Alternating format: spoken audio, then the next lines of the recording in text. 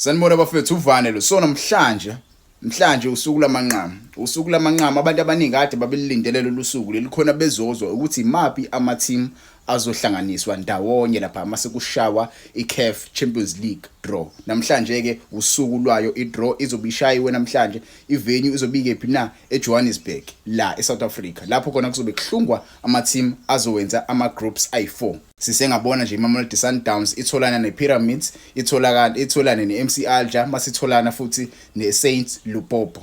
Yabo le club layadidlana neOrlando Pirates. So iwona ke lawa ama pots ayi4. Ama pots ayi4, ipot 1 inama team ashisayo, pot 2 inama team yabo ashisayo nawo but angashisi ngalo ndlela. Mase kuthi pot 3 nayo kube nama team naku pot 4 same as pot 4. So menikhumbula kahle njengoba kuzoshaya idraw namhlanje kusane case abantu abaningi I'm sure bawulindele lo mbiko lo. Orlando Pirates they lost against iSaints Lupopo.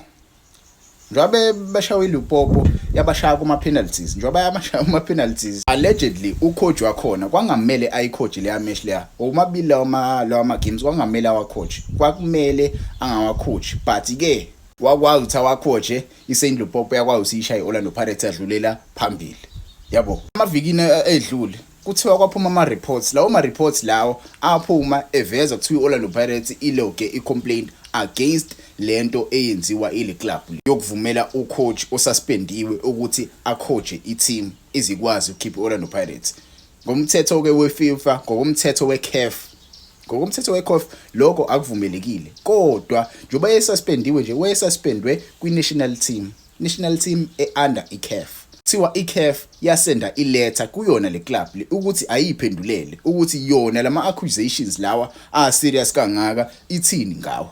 Njobe isendile ke le letter le kulindeke ukuthi namhlanje siuthole umyalelo because kuthiwa kuphuma indaba kuthiwa according to reports iSaints Eloy Lupopo has denied any wrongdoing. The club CEO Ukapende has dismissed the claims, stating the coach's ban applied to the national team matches at the club verified. But in a club nayo iverify ukuthi abadlali ba eligible ukudlala before iCAF game.